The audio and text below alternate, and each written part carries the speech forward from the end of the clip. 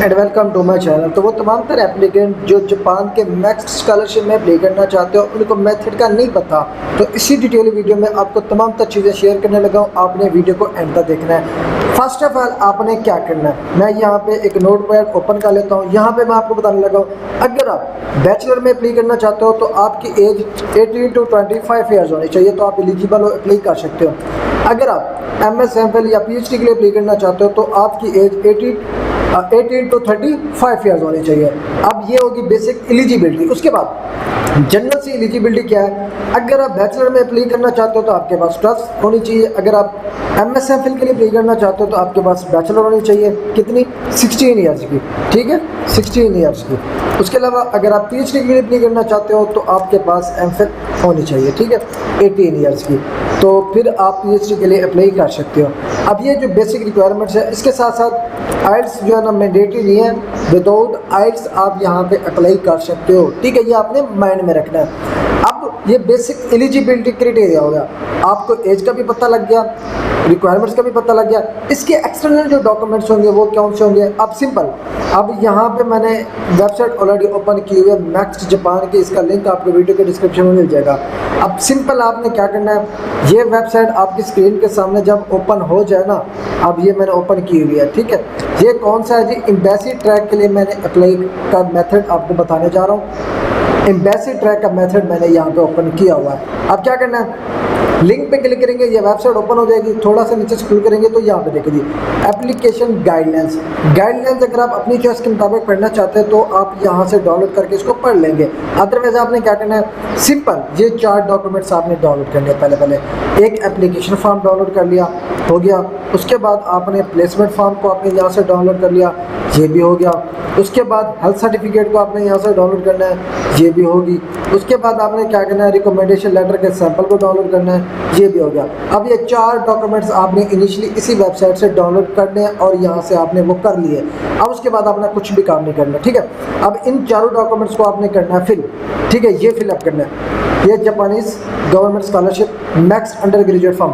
अब यहाँ पे इस सारों को आपने इधर से फिलअप करना है, ठीक है।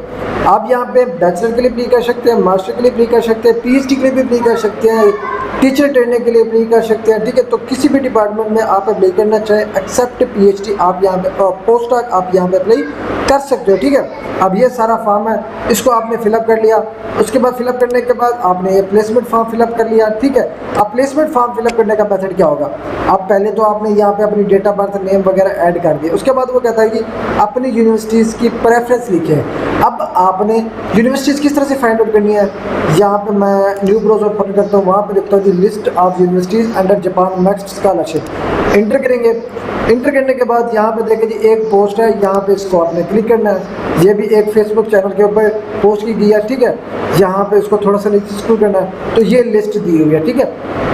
कम से कम 85 यूनिवर्सिटीज़ हैं जो कि आप इनमें से किसी भी यूनिवर्सिटी में अपनी चॉइस के मुताबिक किसी भी डिपार्टमेंट में अप्लाई करना चाहें आप अप्लाई कर सकते हैं। ये आपने माइंड में रखना है, यहाँ पे तमाम तर कोर्सेज ऑफ़र किए जा रहे हैं। किसी भी डिपार्टमेंट में आप अप्लाई करना चाहें, यहाँ पे तमाम तर डिपार्टमेंट अवेलेबल हैं, आप अप्लाई कर सकते हैं। अब क्या करना है, हर यूनिवर्सिटीज़ को आपने यहाँ पे एक्सप्लोर करना होता है, ठीक है। अब फॉर एग्जांपल अकीटा यूनिवर्सिटी है, इसको यहाँ से डाउनलोड करके ओपन करेंगे, ठीक है। ये ओपन कर दिया, ये ओपन कर दिया, ठीक है। यहाँ पे यूनिवर्सिटी जापान इंटर करेंगे। अब ये यूनिवर्सिटी ओपन होगी। अब आपने क्या करना है, स्कूल स्कॉलरशिप को छोड़ देना है, आपने इसके ग्रेजुएट स्कूल ओपन करें, इसकी रिक्वायरमेंट्स पढ़ें। फिर रिक्वायरमेंट पढ़ने के बाद आपने इसी फॉर्म पे आके इसी यूनिवर्सिटी का नेम यहाँ पे ऐड कर देना है, ठीक है, इस फॉर्म में, ठीक है। फर्स्ट यूनिवर्सिटी का नेम इधर, फिर सेकंड चूज़ करनी है, फिर थर्ड चूज़ करनी है। चूज़ करने का मेथड ये है कि ये लिस्ट दी हुई है, इस लिस्ट में ही आपने यूनिवर्सिटीज़ की शार्ट लिस्टिंग करनी है, हर यूनिवर्सिटी को एक्सप्लोर करना है, रिक्वायरमेंट चेक करनी है, प्रोग्राम फाइंड आउट करना है, फिर आपने सेलेक्ट करके इस फॉर्म में ऐड करना है, ठीक है। अब ये फॉर्म भी आपका फिलअप हो गया, ठीक है। हेल्थ सर्टिफिकेट भी आपने बनवा ली, उसके अलावा ये फॉर्म भी फिलअप कर लिया और ये एप्लीकेशन फॉर्म फिल आ गया। उसके बाद हेल्थ सर्टिफिकेट आपने इसको डाउनलोड करके प्रिंट करना है, आपने फिलअप नहीं करना। इसको लेके आपने जस्ट डॉक्टर के पास जाना है, जो लैब होता है, लैब पैथोलॉजिस्ट, ठीक है, वो ये सारे टेस्ट परफॉर्म करेगा। करेक्ट रिपोर्ट आपकी यहाँ पे ऐड करेगा, साइनर सिग्नेचर स्टैम्प ऐड करके आपको वापस देगा। फिर आपने उसको स्कैन करके प्रिंट करके आपने एप्लीकेशन के साथ इसको अटैच करना है। ये हो गए 3 डॉक्यूमेंट्स।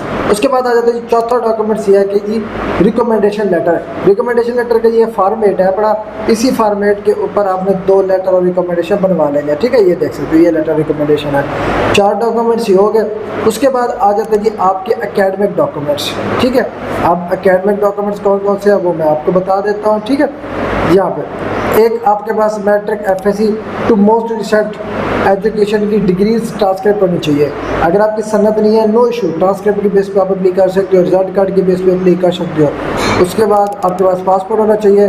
लेटर और रिकमेंडेशन का फॉर्मेट वहाँ से डाउनलोड करके आपने अटैच करना है। मेडिकल सर्टिफिकेट का भी फॉर्मेट आपने वहाँ से डाउनलोड कर दिया, उसको आपने फिलअप कराना है। उसके बाद जो स्टूडेंट एमएस या पीएचडी के लिए अप्लाई करना चाहेगा वो अपना रिसर्च प्रपोजल यहाँ पे अपलोड करेगा, अटैच करेगा। रिसर्च प्रपोजल उसने बनाना है। और जो मास्टर पीएचडी के लिए अप्लाई करना चाहता है उसने यूनिवर्सिटीज़ में से प्रोफेसर को शामिल करना है according to their related PhD program and research interest या मास्टर, उनको कॉन्टैक्ट करना फॉर एक्सेप्टेंस और सुपरविजन।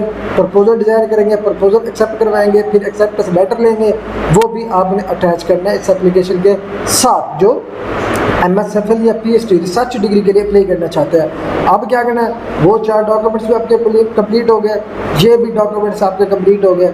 उसके बाद आपने कुछ भी नहीं करना, सिंपल आपने गूगल पे आना है। गूगल पे आने के बाद यहाँ पे लिखना है यहाँ पे Japan next embassy in Pakistan, ये लिख के आपने इंटर करना है। तो यहाँ पे आपको गूगल जापान की जो एम्बेसी है पाकिस्तान में मौजूद है उसका कम्प्लीटली एड्रेस यहाँ पे ओपन करके आपको दे देगी।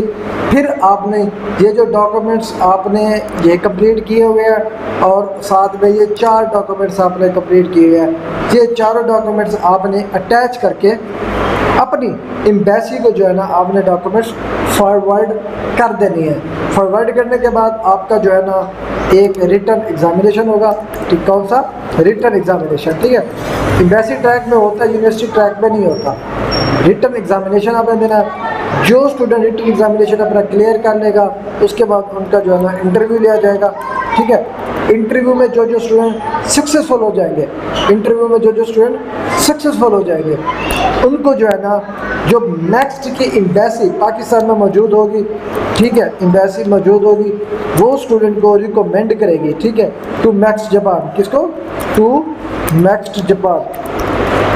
इंटरव्यू क्लियर करने के बाद भी जो एम्बेसी आपका इंटरव्यू कंडक्ट करेगी वो आपको रिकमेंड करेगी टू मैक्स जापान। फिर मैक्स जापान अपना फाइनल डिसीजन करेगा स्टूडेंट के सिलेक्शन में।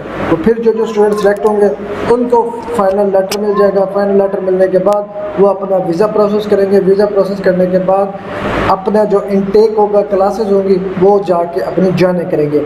और एक ये भी होता है कि आपको यहाँ पे जापानीज़ की लैंग्वेज जो है ना लैंग्वेज मैंडेटरी नहीं है। आप वहाँ पे जाके अपनी चॉइस के मुताबिक प्रीपरेटरी कोर्सेज अगर आप करना चाहें, सीखना चाहें जापानीज़ लैंग्वेज, तो आप वो भी सीख सकते हैं। तो ये ओवरऑल प्रोसीजर है। अगर आप मैक्स जापान में अप्लाई करना चाहते हैं, सुन पॉसिबल अपनी डॉक्यूमेंटेशन कंप्लीट करें, फॉर्म फिल करें और सारे डॉक्यूमेंट्स एम्बेसी सबमिट करें। अब इसकी जो डेडलाइन होती है ना, यहाँ पे मैं आपको दिखा देता हूँ। अप्रॉक्सीमेट इनकी डेडलाइन होगी मई 2026 में, ठीक है।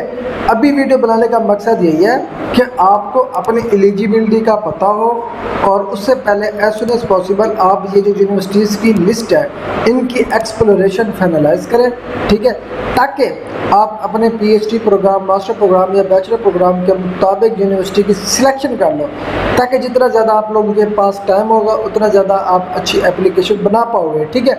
ये यूनिवर्सिटीज़ की एक्सप्लोर करो। यूनिवर्सिटीज़ की शार्ट लिस्ट करने के बाद उनको आउटलाइन करके राइट कर दो।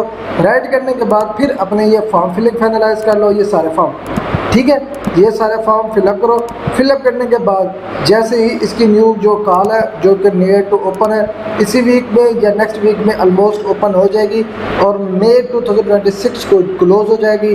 तो एज सुन एज पॉसिबल अपनी तमाम डॉक्यूमेंटेशन यूनिवर्सिटी की एक्सप्लोरेशन फाइनलाइज करें और बिफोर डेडलाइन अपनी अच्छी और वेल एंड कम्पिटिटिव लेवल की एप्लीकेशन जो है सबमिट करें। बाकी जो स्टूडेंट MS MPhil या PhD के अप्लाई करना चाहते हैं वो अपने जो मास्टर और PhD के एप्लीकेंट है वो as soon as possible professor को आउटरीच करें, एक्सेप्टेंस लें ताकि उनके चांसेस ऑफ सिलेक्शन ज़्यादा से ज़्यादा हों।